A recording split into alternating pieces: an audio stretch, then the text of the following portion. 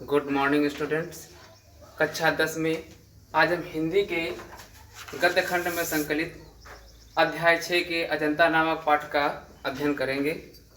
इसमें अजंता एक गुफा जो हमारी प्राचीन गुफा है, ये पुरातत्व को दर्शाती हुई हमारे सामने आई हुई।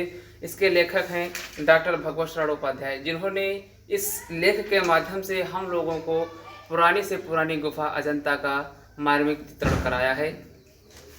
इन्होंने लिखा है, जिंदगी को मौत के पंजों से मुक्त कर उसे अमर बनाने के लिए आदमी ने पहाड़ काटा है। जिस तरह इंसान की खूबियों की कहानियां सदियों बाद आने वाली पीढ़ियों तक पहुंचाई जाए, इसके लिए आदमी ने कितने उपाय सोचे और कितने किए। उसने चट्टानों पर अपने संदेश खोदे, ताड़ों से ऊंचे धातुओं से चिकने पत्थर के खंभे खड़े किए, तांबे और पीतल के पत्थरों पर अक्षरों के मोती बिखेरे और उसके जीवन मरण की कहानी सदियों के उतार पर सरकती चली आ रही है, जो आज हमारी अमानत विरासत बन गई है। अर्थात जो प्राचीन समय में जो हमारे पूर्वजों ने किया, जो हमारे पुराने शिल्पकारों ने जिस प्रकार का अपनी कलाकारी को दिखाया, शिल्पकारी को दिखाया, उससे वो आज हमारी अमानत बन गई है, अमूल्य धरोहर बन गई है।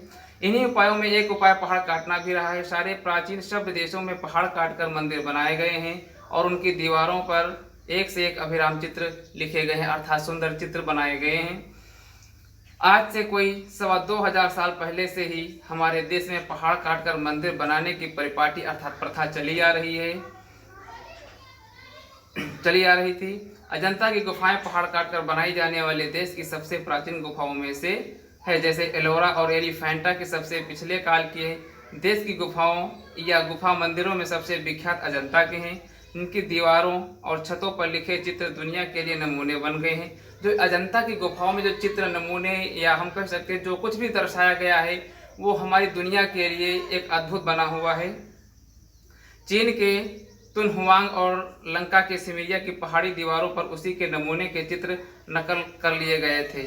अर्थात जो हमारे अजंता में जो चित्र या नमूने जो कुछ भी लिखे हुए हैं, बने हुए हैं, उनको श्रीलंका और चीन आदि जैसे देशों ने उसका अनुसरण किया, उसकी नकल की है हमारी अजंता की गुफाओं पर बने चित्रों की। अर्थात हमारी अजंता की इतनी बड़ी विशेषता रही है। और जब अजंता के चित्रों ने विदेशों को इस प्रकार अपने प्रभाव से निहाल किया, तब भला अपने देश के नगर देहात उनके प्रभाव से कैसे निहाल ना होते। बाघ और सित्तन वसल की गुफाएं अजंता की परंपरा में है, जिनकी दीवारों पर जैसे प्रेम और दया की एक दुनिया ही सिरज दी गई है। और जैसे संग साजों ने अर्थात कलाकारों ने, चित्रकारों ने उन गुफाओं पर रौनक बरसाई है। चितेरे जैसे रंग और रेखा में दर्द और दया की कहानी लिखते गए हैं। कलावंत छेनी से मूर्ति उभारते कोरते गए हैं। वैसे ही अजंता पर कुदरत का नूर बरस पड़ा है। प्रकृति भी वहाँ थिरक उठी है। बम्बई, जो कि अब मुंबई के सूबे में बम्बई और हैदराबाद के बीच विंध्याचल के पूर्व पश्चिम दौड़ती पर्वतमालाओं से निचौंधे पहाड़ों का एक सिलसिला उत्तर से दक्षिण चला गया है, जिसे सहार्द कहते हैं। अजंता के गुहा मंदिर उसी पहाड़ी जंजीर को शनाख्त करते हैं। अजंता गांव से थोड़ी ही दूर पर पहाड़ों के पैरों में सांप से लौटती बाधो नदी कमान से मुड़ गई है। वहीं पर पर्वत का सिलसिला एक अर्धचंद्राकार हो गया है। कोई 250 फुट ऊंचा हरे वनों के बीच मंच की तरह उठते पहाड़ों का यह सिलसिला हमारे पुरखों को भा गया और उन्होंने उसे खोदकर भवनों महलों से भर दिया। सोचिए जरा, ठोस पहाड़ की चट्टानी छाती और कमजोर इंसान का उन्होंने मेल जो किया, तो पर्वत का हिया दरकता चला गया। हिया मतलब हृदय, दरकता अर्थात पिघलता चला गया। और वहाँ एक से एक बरामदे, हाल और मंदिर बनते चले गए। अर्थात कठोर से कठोर पहाड़ को इंसानों ने काट कर उसे हाल, मंदिर, भवन आदि के रूप को दे दिया।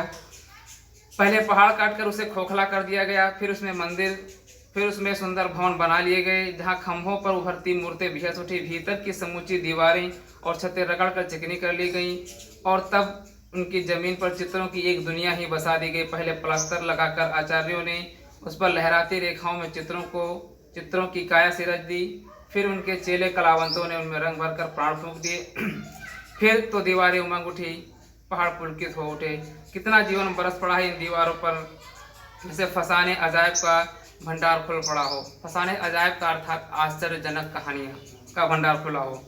कहानी से कहानी टकराती चली गई है। बंदरों की कहानी, हाथियों की कहानी, हिरणों की कहानी, कहानी क्रूरता और भय की, दया और त्याग की। जहाँ बेरहमी है वहीं दया का भी समुद्र उमड़ पड़ा है, जहाँ पाप है वहीं क्षमा का सोता फूट पड़ा है।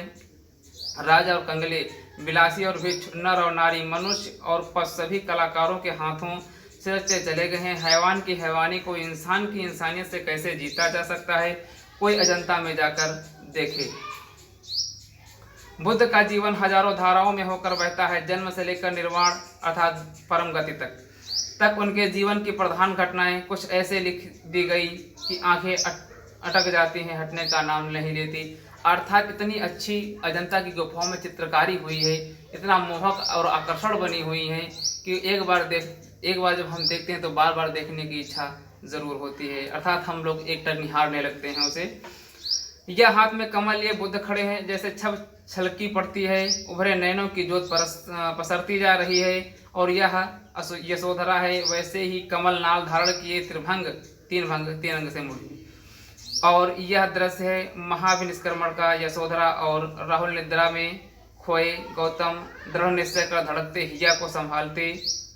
और यह नंद है, अपनी पत्नी सुंदरी का भेजा द्वार पर आए बिना भिक्षा के लौटे भाई बुद्ध को लौटाने जो आया था और जिसे भिक्षु बन जाना पड़ा। बार बार वह भगाने को होता है, बार बार पकड़कर संघ में लौटा लिया जाता है। उधर फिर युवा यशोधरा है, बालक राहुल के साथ बुद्ध आए हैं, पर बजाय पथ की तरह अपने की तरह आने के भिखारी की तरह आए हैं। और भिक्षा पात्र देहली, जिसमें भिखारी लोग या भिक्षु लोग जो भिक्षा मांगते हैं, जो बर्तन होता है उसको कहते हैं भिक्षा पात्र, देहली पर चढ़ा देते हैं। यशोधरा क्या दे जब उसका स्वामी भिखारी बनकर आया है। अब यहाँ पर यशोधरा के लिए एक समस्या खड़ी हो जाती है कि उसका पति ही वहाँ पर भिक्षा मांगने के लिए आया है।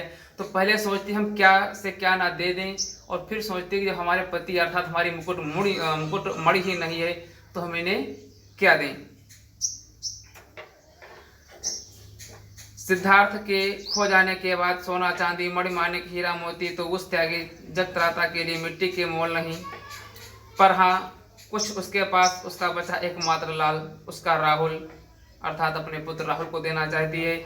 और उसे ही वह अपने सर्वस्व की तरह बुद्ध को दे डालती है। और उधर वह बंदरों का चित्र कितना सजीव कितना गतिमान, उधर सरोवर में जल विहार करता गजराज कमल दंड तोड़कर हथनियों को दे रहा है। वहाँ महलों में वह प्यालों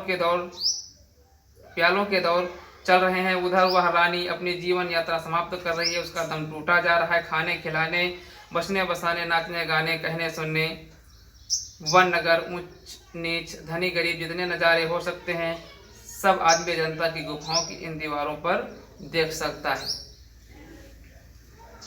बुद्ध के इस जन्म की घटनाएं तो इन चित्रित कथाओं में हैं ही, उनके पिछले जन्मों की कथाओं का भी इसमें चित्रण हुआ है। पिछले जन्म की ये कथाएं जातक कहलाती हैं। उनकी संख्या 555 है और इनका संग्रह जातक नाम से प्रसिद्ध है, जिनका बौद्धों में बड़ा सम्मान है। जो बौद्ध धर्म के अनुयायी होते हैं उनमें जातक कथाओं का बहुत ही सम्मान होता है। इन्हीं जातक कथाओं में से अनेक अजंता के चित्रों में विस्तार के साथ लिख दी गई हैं। इन पिछले जन्मों में बुद्ध ने गज अर्थात हाथी, कपि, बंदर, मृग, हिरण आदि के रूप में विविध योनियों में जन्म लिया था और संसार के कल्याण के लिए दया और त्याग का आदर्श स्थापित करते हुए बलिदान हो गए थे।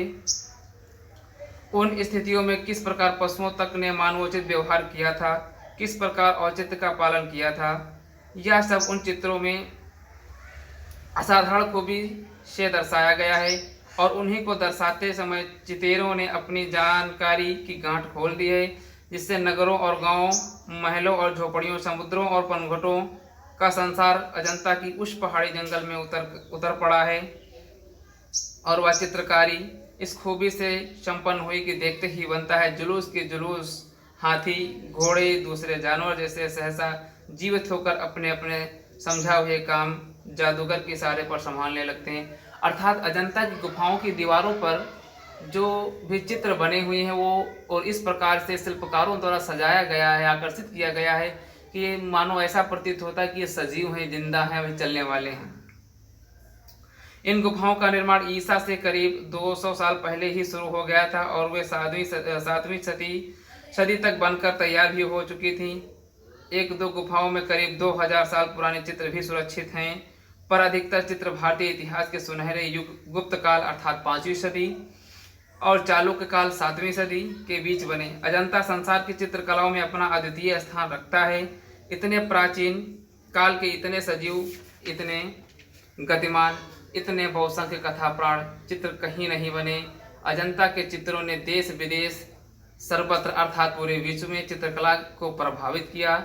उसका प्रभाव पूर्व के देशों की कला पर तो पड़ा ही, मध्य पश्चिमी एशिया भी उसके कल्याणकर प्रभाव से वंचित न रह सका। अर्थात अजंता की गुफा